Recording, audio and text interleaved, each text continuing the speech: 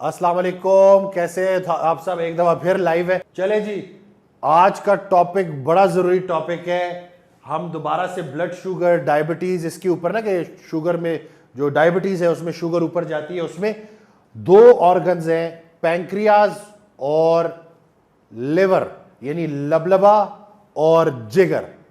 इन दोनों का क्या रोल है और ये कैसे आपस में इनका एक रिलेशन होता है, एक ताल्लुक होता है शुगर रेगुलेट करने का, उसके ऊपर बात करेंगे।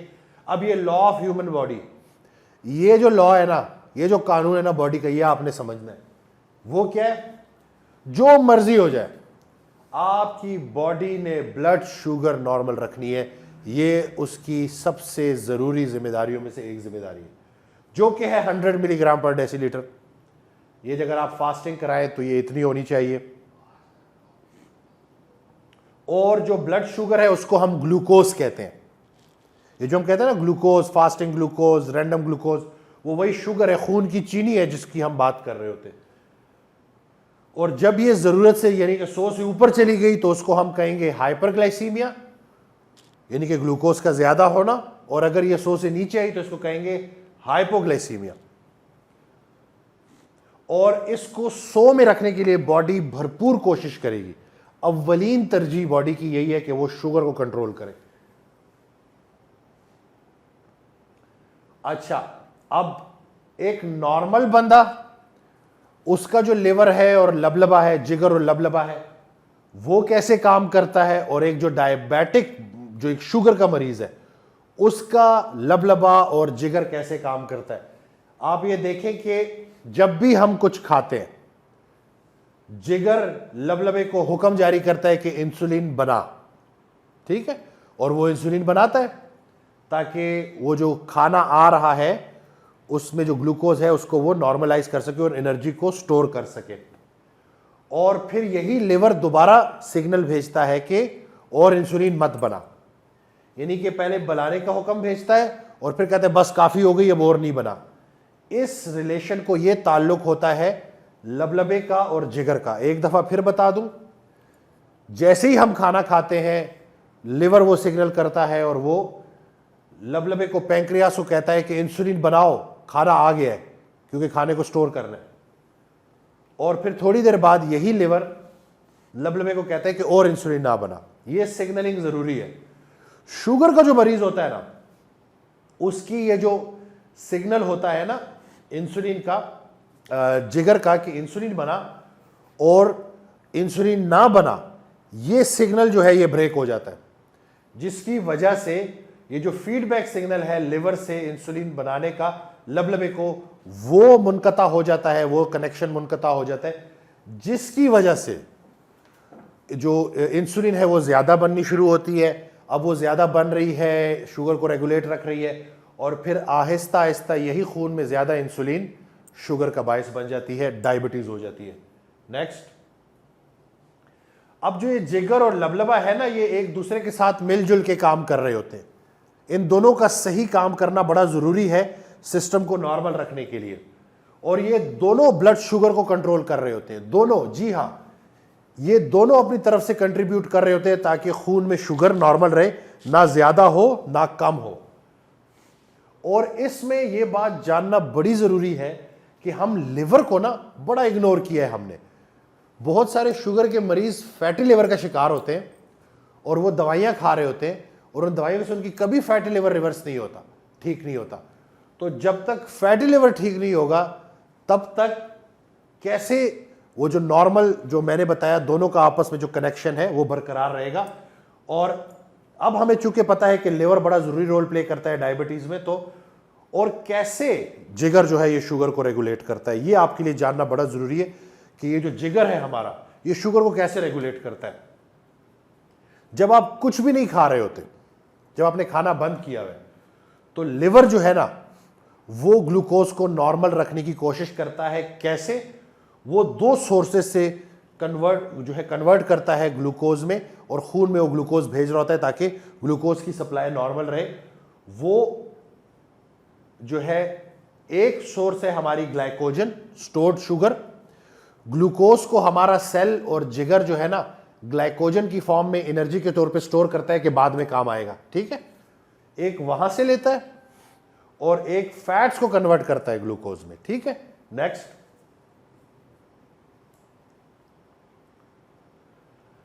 और अब लिवर जो है उसी फैट को कन्वर्ट करता है ग्लूकोज में और आपके खून में भेज रहा होता है। लेकिन लेकिन लेकिन जब तक आपका ग्लाइकोजन स्टोर जो है वो पूरा है, यानी कि स्टोर्ड ग्लूकोज अंदर है, तो पहले वो ग्लूकोज को ग्लाइकोजन को कन्वर्ट करेगा ग्लूकोज में।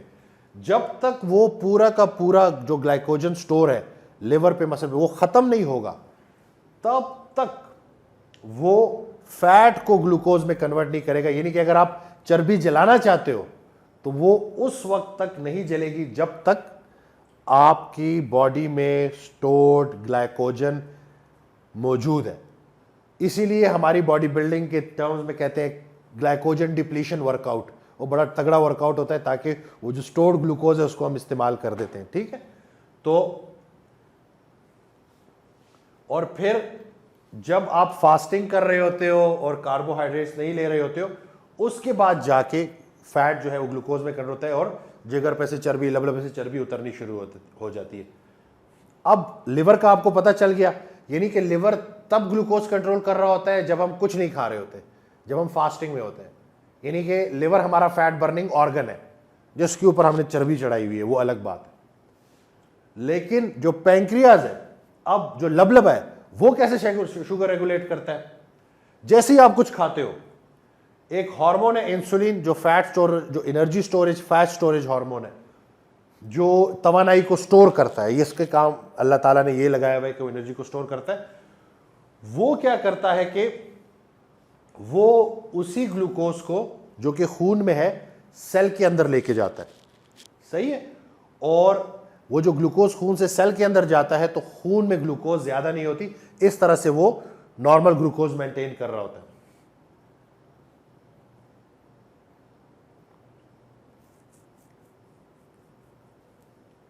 अच्छा, अब ये देखना है कि जब शुगर आ जाती है, नेक्स्ट, यानी कि जब हम एक्सरसाइज कर रहे हैं और वो ग्लूकोज इस्तेमाल हो रही है एनर्जी के तौर पे, और यही शुगर और जो है ये स्टोर हुई हुई है आपके जिगर में और मसल में, और ये ऑलरेडी स्टोर्ड है। अब अगर पोटेशियम मौजूद नहीं है हमारे जिस्म में तो वो मजीद ग्लूकोज में नहीं कन्वर्ट होगी, वो फैट्स में कन्वर्ट हो जाएगी, ठीक है। ट्राइग्लिसराइड्स में उसकी कन्वर्जन ज्यादा होगी, वो फैट में कन्वर्ट होगी। और इसीलिए जो लो पोटेशियम जब आपके जिस्म में होता है तो लोगों को क्रेविंग भी बहुत ज्यादा होती है, भूख बार बार लगती है। तो अब अगर आप सब्जियां ज्यादा खाओगे, ग्रीन लीफी वेजिटेबल्स, ज्यादा सब्जियों का इंटेक करोगे तो आपका पोटेशियम पूरा होगा, तो आपकी भूख कंट्रोल होगी, और जब आपकी भूख कंट्रोल होगी तो बाकी मामलात भी ठीक हो जाएंगे और फैट के तौर पे ग्लूकोज स्टोर नहीं होगी। नेक्स्ट,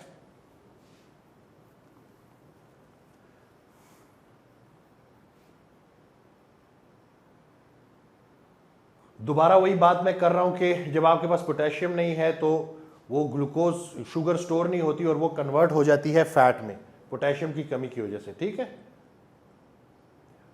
तो जब हम शुगर जो है स्पाइक करती है और इंसुलिन भी ज्यादा है तो वो कहां जा रही होती है? वो ट्राइग्लिसराइड्स में या फैट में स्टोर हो रही होती है। नेक्स्ट, यानी कि वो स्टोर करना है, इंसुलिन ने सारा काम स्टोरेज का है। ग्लाइकोजन टैंक फुल करो, मजीद एक्स्ट्रा कुछ नहीं मिलता तो फैटी लिवर कर दो, और फिर इसी तरह से विसरल फैट भी बढ़ता है और पेट भी बढ़ जाता है। जिनका इंसुलिन बहुत ज्यादा होता है उनके पेट के ऊपर बहुत ज्यादा चर्बी होती है। अब डायबिटीज क्या है? डायबिटीज वो कंडीशन है कि जब आपकी शुगर नॉर्मल नहीं रह रही, यानी कि वो निजाम जो अल्लाह ताला ने रखा था आपका शुगर रेगुलेट करने के लिए, अब वो निजाम दरम बरम हो गया है और शुगर बढ़ चुकी है, उसको हम डायबिटीज कहते हैं। और इसकी टाइप 2 डायबिटीज की वजह है बहुत ज्यादा कार्बोहाइड्रेट्स, मीठा, ये सारी चीजें खाना। 2 टाइप हम डिस्कस करेंगे। टाइप 2 डायबिटीज इंसुलिन ज्यादा होने की वजह से होती है, टाइप 1 इंसुलिन कम होने की वजह से। नेक्स्ट, टाइप 2 डायबिटीज क्या है? यही जितने भी टाइप 2 डायबिटिक है, जब वो मेरे पास आते हैं और जिन्होंने अल्ट्रासाउंड कराया होता है और मैं जैसी डायबिटीज की बात करता हूं तो फिर फैटी लिवर कहता हूं तो फौरन कहते हैं जी हमें फैटी लिवर है। वो इसलिए है क्योंकि आपके लिवर के साथ मसला है। आपका लिवर जो है वो फैट बर्निंग ऑर्गन है, उस पर आप चर्बी चढ़ा नहीं सकते। जब चर्बी चढ़ती है तो आहिस्ता आहिस्ता वक्त के साथ लिवर डैमेज होना स्टार्ट हो जाता है। और patient taking medication called metformin, वो जो मेटफॉर्मिन ग्लूकोफेज ये जो मिलती है ना आपको, ये बेसिकली क्या करती है, ये इंसुलिन रिसेप्टर्स की कंडक्शन जो है वो बढ़ा देती है और जिसकी वजह से फोर्स करती है। एक तो इंसुलिन का काम इससे बढ़ता है कि वो ग्लूकोज खून में नहीं, लिवर से नहीं जा रहा होता, हेपेटिक जो ग्लूकोज आ रही होती है वहां से रोक देती है लिवर से। और दूसरा जो पेरिफेरी है, जो टिश्यूज है, उसके अंदर ग्लूकोज अपटेक भी बढ़ा देती है। लेकिन ये वक्ती तौर पे तो काम करती है। आप लोगों ने ये समझना जरूरी है कि जब हम इंसुलिन का टेस्ट कराते हैं तो खून में जो इंसुलिन होती है 15-20, कोई भी दवाई ऐसी नहीं है जो इंसुलिन को 3 तक ले आए या 2 तक ले आए। तो जब तक इंसुलिन 2 या 3 तक नहीं आएगी, हाइपर इंसुलिनीमिया से नीचे की तरफ नहीं आएगी, रेजिस्टेंस खत्म नहीं होगी, तब तक बीमारी ठीक नहीं होगी। इसीलिए वक्ती तौर पे तो मेटफॉर्मिन काम करती है, वेट लॉस ये बाकी चीजों में, लेकिन लॉन्ग रन में वो आपको कॉम्प्लिकेशन से नहीं बचा सकती। उसकी वजह यह है कि वो उस सतह तक इंसुलिन, और वक्त के साथ साथ सबसे बड़ा मसला एलोपैथिक दवाइयों का क्या है कि वो वक्त के साथ साथ असर छोड़ती है, यानी कि रेजिस्टेंस क्रिएट हो जाती है। बॉडी जैसे इंसुलिन के लिए रेजिस्टेंट थी, अब इस दवाई की रेजिस्टेंट होगी, इसलिए दवाई की डोज बढ़ानी पड़ती है। तो अगर वक्त के साथ साथ दवाई की डोज बढ़ रही है तो इसका मतलब है कि दवाई काम करना छोड़ रही है और आगे जाके 2 गोलियां होंगी, 3 गोलियां होंगी, लेकिन इंसुलिन रेजिस्टेंस मुकम्मल तौर पे ठीक नहीं होगी। आपका यह जानना भी जरूरी है कि लिवर में इंसुलिन के तकरीबन 2 लाख रिसेप्टर्स हैं हर लिवर के सेल में, ठीक है ना। नेक्स्ट, और इंसुलिन रिसेप्टर पे ही काम करती है।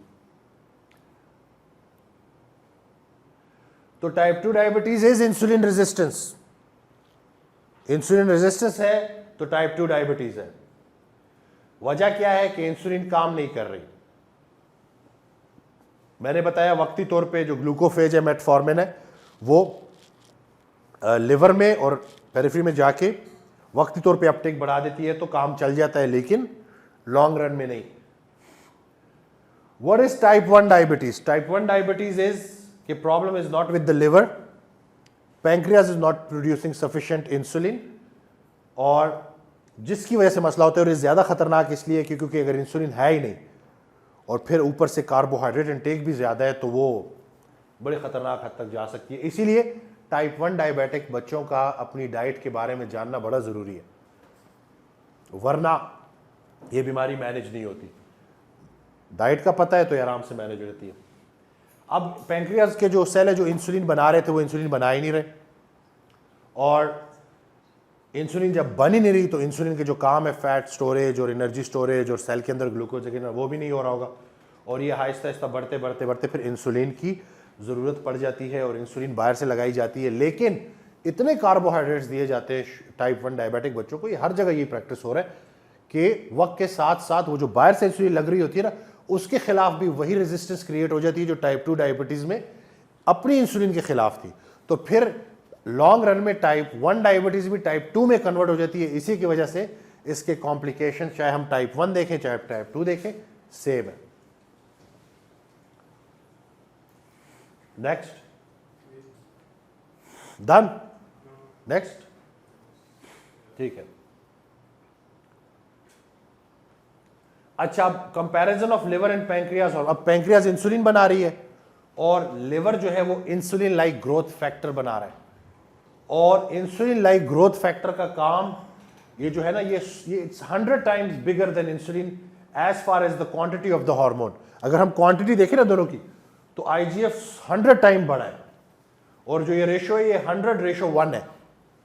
अगर हम वर्क देखें, यानी कि लिवर का जो हार्मोन है आईजीएफ, वो कितना ज्यादा काम कर रहा है, और मेजॉरिटी ऑफ द वर्क जो है ना of establishing blood sugar is done by the liver, वो लिवर कर रहा होता है। तो लिवर का ठीक होना बहुत ज्यादा जरूरी है। तो जो काम लिवर कर रहा है वो 100 टाइम्स ज्यादा है पैंक्रियास के मुकाबले में। यानी कि पैंक्रियास को ज्यादा काम नहीं करना होता, लेकिन अगर आप बार बार गलत खुराक खा रहे हैं तो वो बेचारा जो हमारा कमजोर सा पैंक्रियास है वो खराब हो जाता है, और ज्यादा काम लिवर ने करना था, उसने चर्बी चढ़ा ली है, और जो पैंक्रियास है बेचारा उसको बार बार ग्लाइसेमिक लोड, एक कार्ब, दूसरा कार्ब, तीसरा कार्ब, जैसे हमारे बड़े सगीर में मैं छोटी उम्र से देख रहा हूं, उस वक्त नहीं समझ लगती थी। अब जब मैं सोचता हूं, मैं कहता हूं कि लाइक अगर खानदान में बीमारियां थी या जिद्दी पुश्ती मोटापा था, वो जो कहते हैं ना कि मेरे तो खानदान में ये चीज़, हम ये बातें भी बड़ी करते हैं, तो मैंने देखा कि हम क्या खाते थे, रोटी चावल, ये भी एक ही मैं आपको बता रहा हूं, खुश खुराक थे ना, दाल चिकन, वो भी कनोला में बना हुआ, ये सारी चीजें, और फिर सब खाने के बाद ना हम स्टॉप नहीं करते थे, फिर हम हटाते थे चीजें और फिर हम लाते थे फ्रूट्स। यानी कि इतना कार्बोहाइड्रेट इनटेक करने के बाद फ्रूट तो बनता है, क्योंकि मीठा तो सुन्नत है। जहां जहां हमें अपनी मर्जी की चीज नजर आई हमने उसको ऐड किया। सुन्नत के बारे में समझे तो नहीं कि सुन्नत थी क्या, वो भूख रख के खाना था और हफ्ते में 2 रोजे रखना था। नेक्स्ट,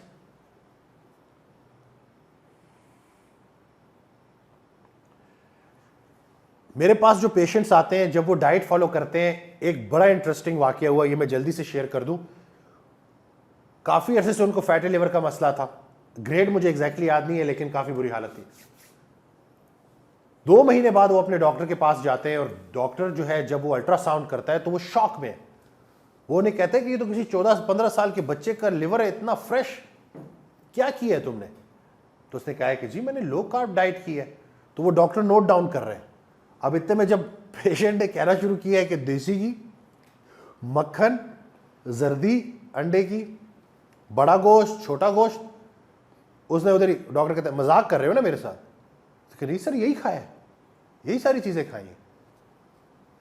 तो वो डाइटरी मशवरे जो हम देते हैं ना, बड़ा गोश्त छोटा गोश्त बंद करने का, तो वो असली मशवरे नहीं है। क्यों? क्योंकि जब हम साइंस समझेंगे ना, जब हम हार्मोन्स को पढ़ेंगे, जब हम फूड का हार्मोनल इफेक्ट पढ़ेंगे, तो हमें पता चलेगा कि सही खुराक क्या है। अब देखें, जैसे वो अब उन साहब के साथ जो उन्होंने वजन कम किया था, जिनका फैटी लिवर ठीक हो गया था और ALT उनका नीचे आ गया था, फंक्शंस इंप्रूव हो गए थे, तो उनको क्या फायदा हुआ? If we increase liver function by 20%, we can reduce 80% of the stress from the pancreas. Amazing. वही बेचारा नन्ना मुन्ना पैंक्रियास को पे जो 80% लोड है वो कम हो जाएगा अगर हम लिवर का रोल बढ़ा दें। यानी कि कोई इंसान जो फास्टिंग करता है तो वो बेसिकली क्या कर रहा होता है? सारी जिम्मेदारियां सुपुर्द कर रहा होता है जिगर के ऊपर, और लबलबे को कह रहा होता है कि चिल करो।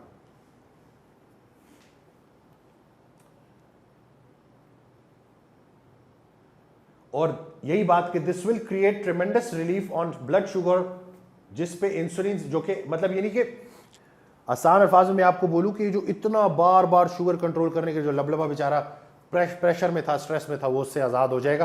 तो सोचे कि कैसे बीमारी नहीं ठीक होगी।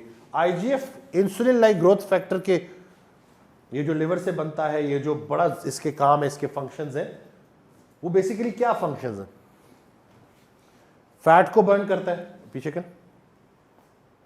फैट को बर्न करता है, और एंटी एजिंग है, यानी कि आपको बूढ़ा नहीं होने देता।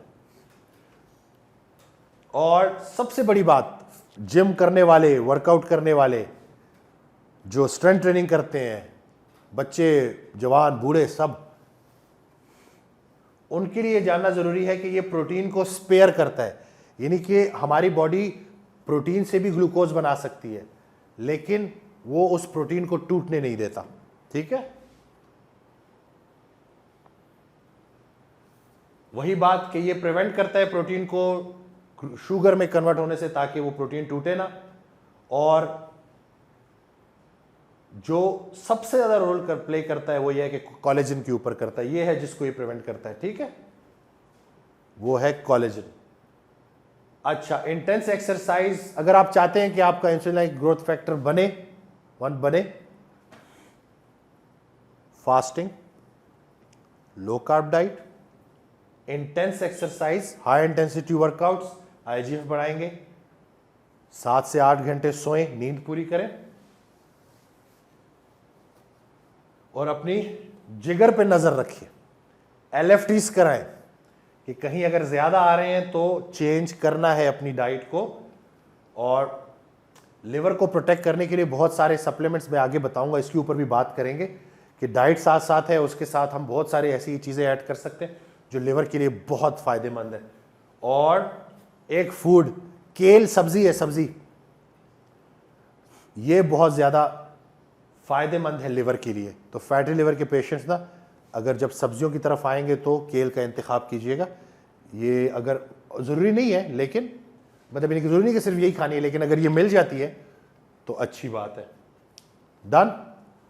तो आई होप के इस हमारे ज्ञान से, जो हमारा भाषण था, इससे आपको फ़ायदा हुआ होगा। इसी तरह वीडियोस बनाते रहेंगे, आते रहेंगे आप लोगों के पास। मकसद एजुकेट करना है आप सबको, और आप लोगों की जिम्मेदारी है कि ये बातें आपने आगे तक पहुंचानी है। मेरे तक बेशक लोगों को ना लेके आए, खुद से ठीक कर दें, लेकिन शर्त यह है कि जितना शौक से आप ये चीज़ें सुनेंगे, इन पे अमल करेंगे। बेसिकली यहाँ पे 2 चीज़ें हो रही हैं इस ग्रुप में, तबलीग और अमल। अच्छी डाइट की तबलीग हो रही है और फिर डाइट बता के उस पर आपको अमल करवाना है इंशाल्लाह। ये दोनों चीज़ें बड़ी ज़रूरी हैं, और जब तक ये नहीं होती साथ साथ आपको रिजल्ट्स नहीं मिल सकते। इसके साथ मुझे इजाज़त दे, दोबारा फिर आऊँगा इंशाल्लाह लाइव। अल्लाह हाफिज़।